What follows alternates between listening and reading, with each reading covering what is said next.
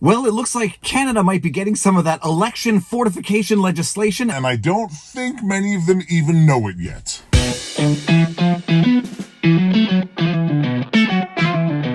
Viva Frei, former Montreal litigator turned current Florida rumbler, and I've got to bring you some news coming out of Canada because it seems that a lot of Canadians, myself included, are not fully aware of the legislation that is coming out of Canada. I mean, I'm aware of some of it, like the Online Streaming Act, the link tax, but there's other legislation that just passes quietly behind closed doors. I'll get to one, and then I'll get to the other because the other is nothing other than election fortification, coming to you courtesy of Justin Trudeau and his proverbial partner in crime, Jagmeet Singh. But before we even get into any of that, I've got to share a good laugh that I had this morning. I'm surfing through Twitter and I come across a political cartoonist out of Canada named De Adder. His Twitter handle is De Adder Canada, and he put out a political cartoon this morning taking a shot at Tucker Carlson. The cartoon is so bad I need to blast it to the entire world to illustrate just how bad it is. Now, as you can see from the graphic, it's Tucker Carlson waiting at the airport, and you're at that little baggage trolley thing, and you see luggage that says racism, lies, sexism, misogyny, conspiracy theories, hate, welcome to Canada, and Tucker is seen saying, "They're all mine." Something that I have said over and over again because I think it's clinically diagnosably accurate is that the brain of a leftist, the brain of a Democrat,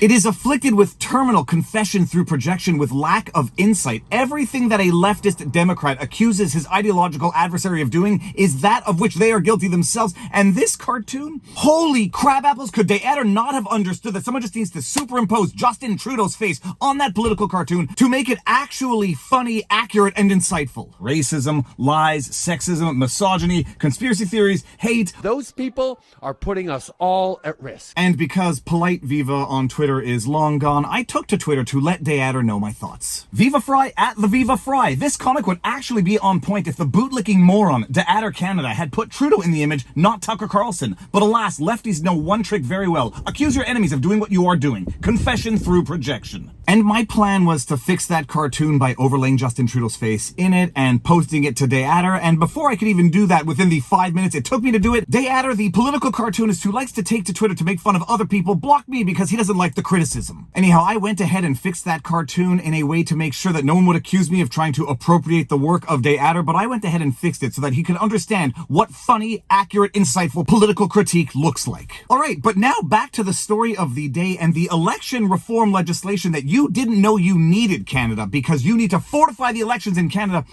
Oh my goodness. But you know what? Actually, before we get there, I need to highlight the fact that I don't think many Canadians understand the legislation that is being passed in Canada. Back in the day, Bill C-16. Back in the day, Bill C-10 that became Bill C-11. The Online Streaming Act, the Link Tax Act. Canadians don't understand how their freedoms are being taken away from them one piece of legislation at a time. And this legislation is being passed at record speeds. I mean, maybe I was never paying attention to it before, but it certainly does seem like there is a massive amount of legislation currently being passed at hypersonic speed, each of which takes away rights from Canadians. One piece of legislation that actually passed that I was unaware of until today, it doesn't really take away Canadians' rights, but it certainly does make a mockery of observation days, Memorial Days.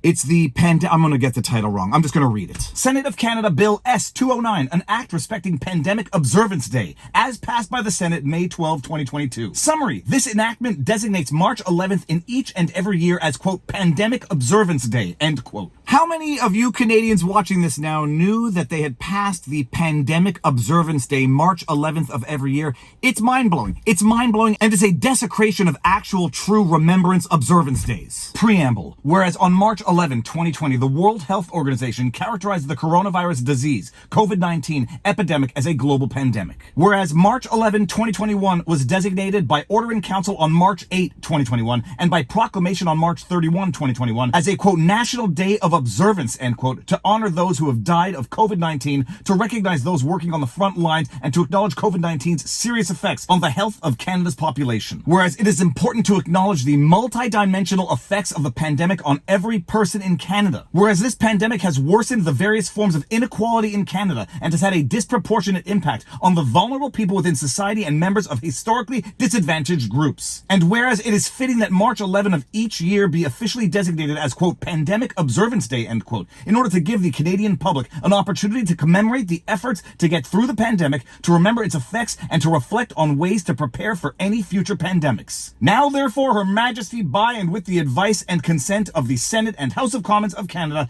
enacts as follows. Short title, this act may be cited as the Pandemic Day Act. Pandemic Observance Day throughout Canada in each and every year, the 11th day of March, is to be known as, quote, Pandemic Observance Day, end quote. Can you believe that this is the shit our politicians are doing on a daily basis? We are literally paying them our taxpayer dollars to propose, come up with, draft, and pass legislation like this. But alas, that is not the legislation that we are here to talk about today. The legislation that I am here to talk about today, or the proposed legislation, relates to election reform, but not the election reform that Justin Trudeau promised when he initially took office. You might recall, for those of you with a memory, that once upon a time, Justin Trudeau campaigned on federal election reform because we have a system in Canada called first past the post, which means that basically once a candidate gets a certain threshold of the votes, they win that particular riding. So in theory, you could have 100% of the ridings go to one party by, let's just say, hypothetically, one vote, and that party that might have won all 338 ridings by the hypothetical one vote would have 100% of the control of government, even though they would have roughly 50% plus 338 votes of Canada. So the idea is that the first past the post is not representative, and Justin Trudeau, once upon a time, campaigned on that federal election reform. From a Washington Post article from 2017, Trudeau and allies pledged 1,813 times to reform Canada's elections. Now it won't happen. In early February, Canadian Prime Minister Justin Trudeau announced that he would not be making any changes to Canada's election rules. This might be a non-story if Trudeau and his supporters hadn't pledged 1,813 times to reform the system, according to an opposition party's count. During Canada's 2015 federal election, trailing in third place, Trudeau promised voters this, quote, election will be the last federal election using first past the post, end quote. Canadians vote like Americans vote for Congress. Whoever gets the most votes in a riding or district wins the seat in the House of Commons. In Canada, the party with the most seats in the House forms government,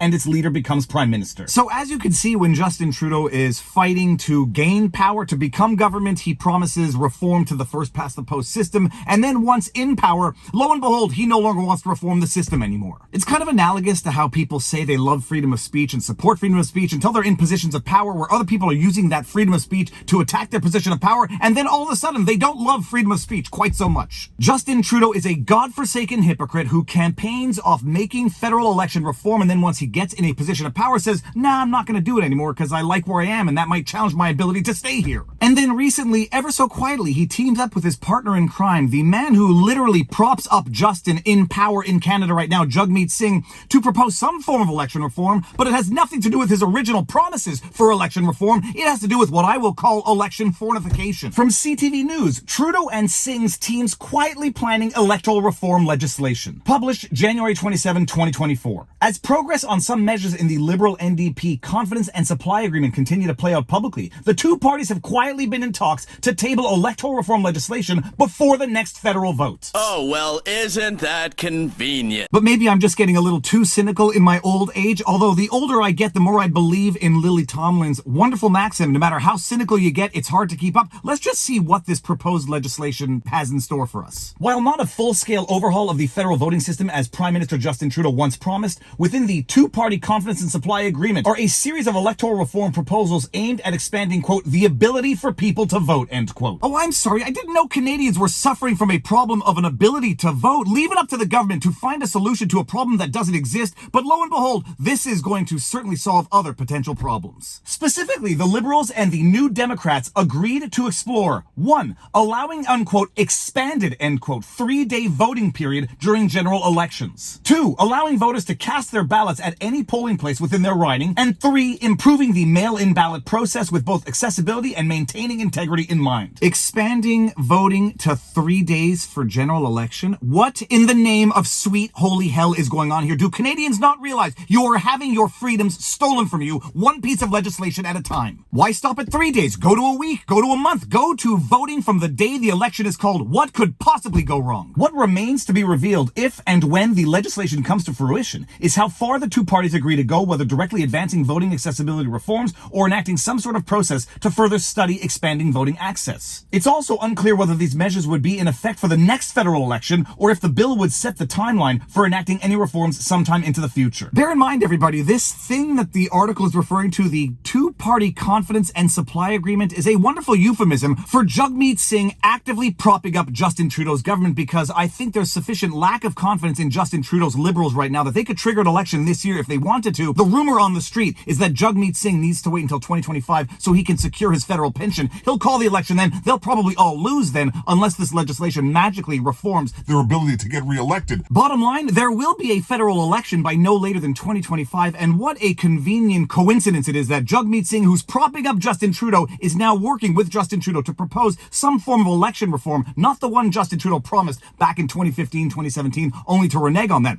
Another form of election reform that will expand voting to voting for 3 days in general elections, to expanding mail-in ballots. My goodness, does it look like we are experiencing our own preemptive election fortification in Canada. So that's it. Maybe it goes nowhere, or maybe this legislation gets rushed through like Bill C-11, passed in the dead of the night, and lo and behold, your entire election process in Canada has been permanently altered by a man who seeks nothing else than to remain in power at all costs. So that's it. That's your daily dose of Canadian news. And if you like that, you know what to do. Like, share, subscribe, hit the notification bell, drop a comment in the comment section below because it feeds the algorithm. You can find me on Rumble, Viva Frei, on Twitter, the Viva Frei, vivabarneslaw.locals.com, where you can support the work that I do with Robert Barnes. $10 a month, $100 a year at a discounted rate. But more important than anything, get out there, talk to friends and family, get exercise, sunlight, all the good stuff. And now you know your vlog. Peace out, peeps. Booyah!